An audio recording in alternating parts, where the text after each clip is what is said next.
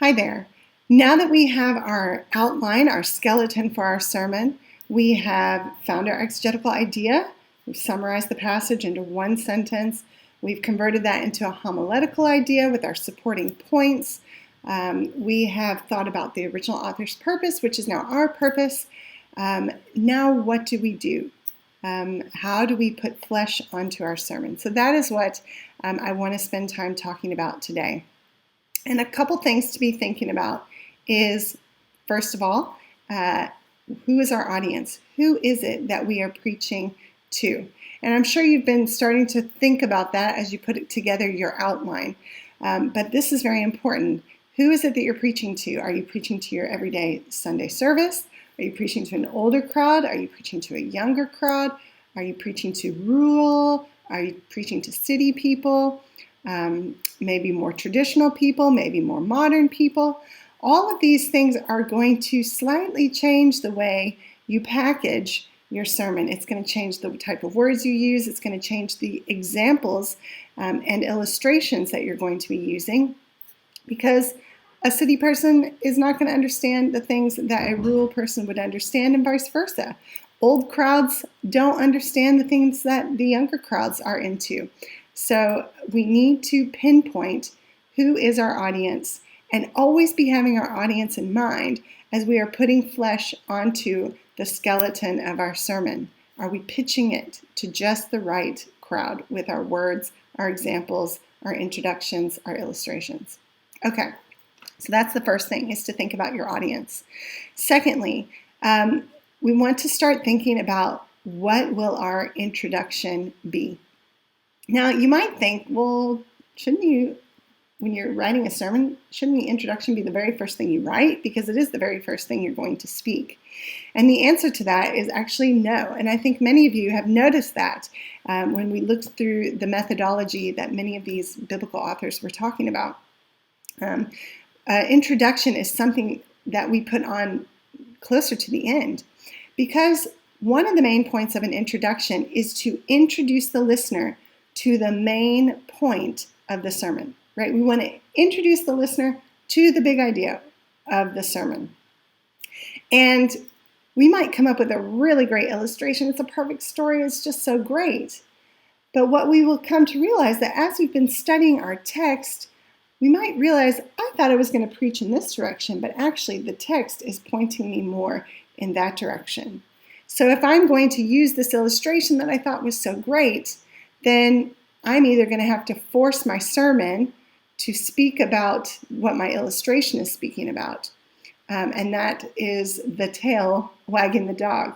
Or I'm going to have to say, you know what, let's shelve this illustration for another sermon for another day, because my text is actually saying slightly something else.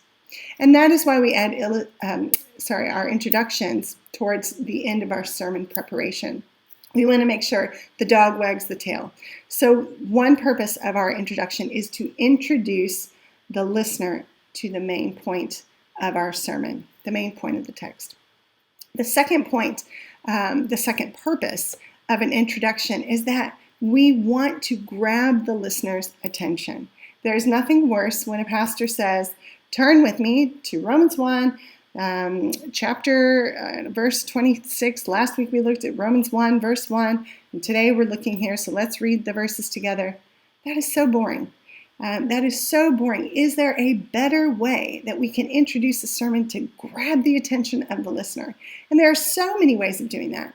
You can tell a personal story. You can talk about something you've read lately.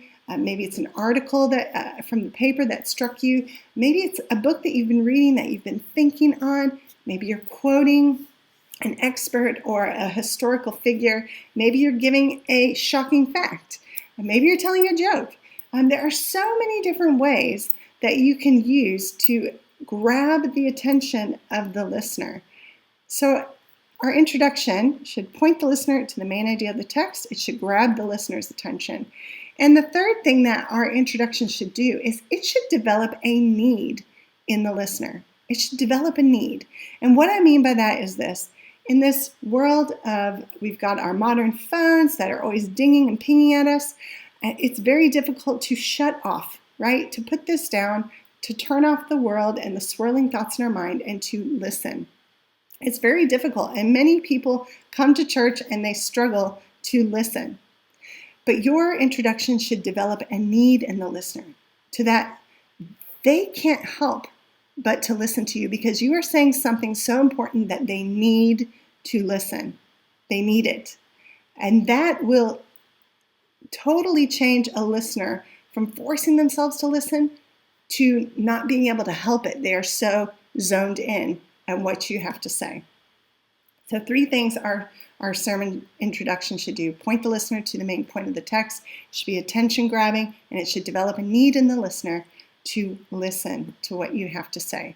So I'm going to give an example of a sermon I've done. I'm not doing these because I think I have the most perfect examples. It's just because I have an example on hand of introducing a sermon.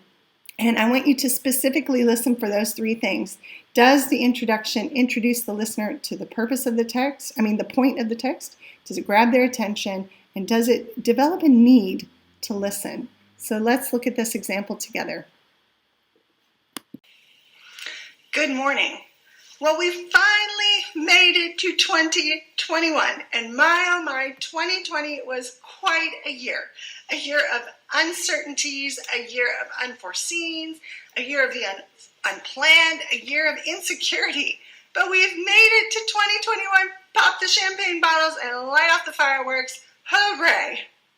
I know if you're anything like me, a new year brings within us a new sense of hope, a renewed hope that perhaps the new year will bring about better things for us than the previous year before. And I wish I could tell you that 2021 is going to start off and we're going to kick it off with an unsocially distanced bonfire where we toss our face masks off in the fire and we fan the flames with all that hand sanitizer we have sitting on our shelves. Wouldn't that be awesome? There's nothing I would love more. I wish I could tell you that 2021 is going to just go back to normal, back to the way things were, and there's going to be a lot more security and we can plan our days with ease. I wish I could tell you that. But you know what? I can't. The Spanish flu went around the world in 3 waves. Is this thing going to go around for a 3rd time? And the vaccines, yes, they're out now, but how long is it going to take to actually produce and distribute enough vaccines for the world? I think 2021, we're going to continue to be masked unsuperheroes for quite some time. I know we're looking forward to hope in the new year, but I just can't give you any. But the Bible gives multiple assurances of a certain hope in an uncertain world. This morning we're going to turn to Romans 5, verses 1 to 5, where we're going to see that Paul reminds us where our hope began. He tells us we can actually boast in our hope, and we can even boast in our sufferings because it only produces more hope. And we have a hope that will never disappoint us. So let's turn together to Romans 5, verse 1 to 5, where we see a certain hope in an uncertain world. Okay, so I hope you heard in that example, at the very end of the introduction, I was able to introduce the main point of the sermon, a certain hope in an uncertain world. And if you caught it, I actually mentioned what the main points of the sermon were that we were going to be talking about. So I said something like, in Romans 5, Paul talks about where our hope began. He talks about how we can boast in our hope. He even talks about how we can boast in our suffering because it produces more hope. And he tells us that we can have a hope that will never disappoint us. So what I am actually doing, which is the next thing I want to talk about, is I'm transitioning. I'm transitioning from my introduction, and I'm telling them what we're going to be talking about, and I'm transitioning now to the next part of my sermon, which is reading the text and going into my first point. So transitions are key in order to make your sermon flow from part to part to part. And if it's a really good transition, it will be like a seamless garment. I look at my sweater, there's this piece of garment attached to this piece, but because they've sewn it so well, you can't see the seam. It transitions nicely, and that is what a transition should do in your sermon. So that first transition I put in at the end of my introduction, and then I like to then read the text up front after I introduce the sermon. So after I read my text, I'm going to give another transition. I will say something like, the first point that Paul makes when he speaks of a certain hope in an uncertain world is he reminds us where our hope began. Where our hope began. And then I will go about talking about how the text talks about where our hope begins.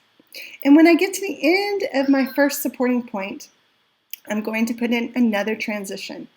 And when I do these transitions, one thing that you can do is repeat. Use repetition to help the listener remember, what is it that we're talking about? What's the main point of the text? What is it that we've just talked about? And what is it that we're going to be talking about? So at the end of the first point, I might say, in our passage, Paul talks about a certain hope in an uncertain world by reminding us where our hope began. But that's not all. Paul also tells us that we can boast in our hope. Secondly, we can boast in our hope. So I put in another transition at the end of my first point, and I'm reminding my listener what we've talked about, and I'm telling them where we're going. So now I'm going to talk about my second point and tell them about what that means, boasting in our hope. And when I get to the end, I'm going to put another transition in. And again, you can use repetition, and it will help your listener. So you might say something like, we have a certain hope in an uncertain world. Paul tells us where our hope began. He tells us that we can boast in our hope, but he also tells us we can even boast in our suffering because suffering produces even more hope. And you guessed it, you keep going and transitioning after every supporting point.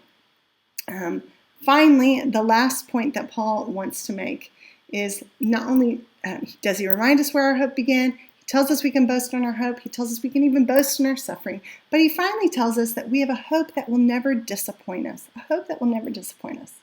And that's your final point. And when you get to the very end, you're going to then transition into your application and conclusion section. So transitions are very important as you move from introduction into your first point, from your first point to your second point, from your second point to your third point, and then from your final point into perhaps application and conclusion. The next thing I want to talk about is application. So a lot of students will ask, well, where do you put the application? Do you insert it as you go throughout the sermon? Do you put a little bit as you go, or do you save it towards the end? There's no right or wrong in where you apply the application, but I generally speaking like to keep it towards the end. After I've given the whole argument of my sermon, I generally will give the application at the end, so it's the very last thing that the listener hears before we conclude the sermon. When we look at application, there's a few things. First of all, application should challenge the listener with right belief and or right action. Right belief or right action. So sometimes the passage may not really talk directly about a specific action, but it wants to change the mindset of the person. It might want to hone in on a theological truth. It might want to reshape the way that you think about hope, or reshape the way you think about salvation or justification. Sometimes it's just right belief, and sometimes it's right action, and sometimes it can be both. And this is really where you need to know your audience, because you are going to zone in your application specific to your particular audience. And also with application, don't try to give too many applications for the listener. It might overwhelm them. If you give them too many things to do, they'll probably do none of them. It's better to focus in on maybe one action point, 2 action points at the most, but really try to zone it in so that you're not overwhelming them, but you're giving them at least 1, 2 practical things that they can do in response to the sermon. or give them several things that they can be thinking about to process, is my belief right in this situation? So I'm going to play the rest of that sermon so that you can hear the application that I brought in. And then at the very end of the application section, I bring in a conclusion. And in this section, I really try to relate my introduction, and I try to kind of repeat it again in my conclusion to bring the whole sermon full circle. I like to remind them of the illustration maybe I used in the beginning. Maybe my illustration in the beginning, I tell half the story, and in the conclusion, I conclude the story. But I generally like to pick up on what I said in the introduction in this section of application and conclusion.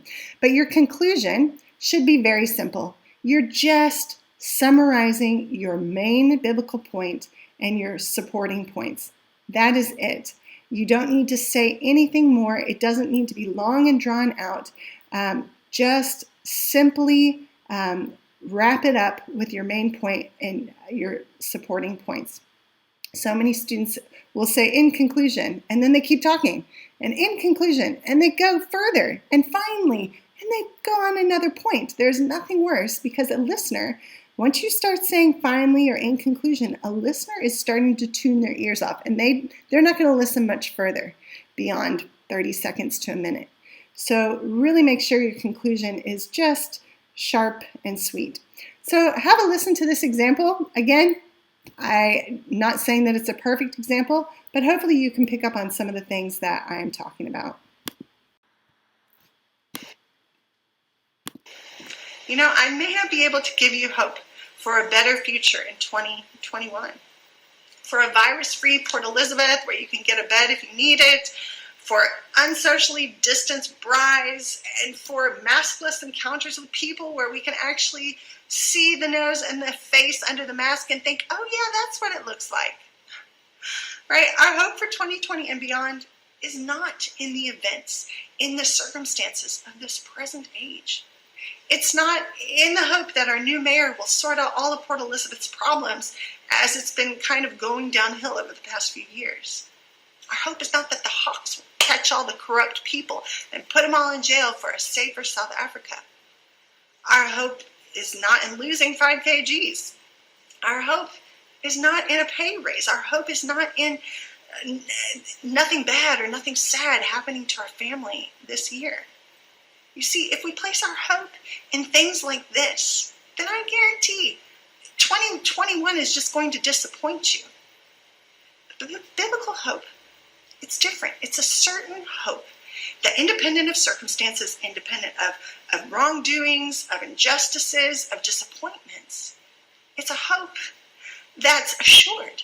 It's a hope that's strengthened and gripped tighter to in spite of enduring suffering. It's an assured hope of a full completion to our faith.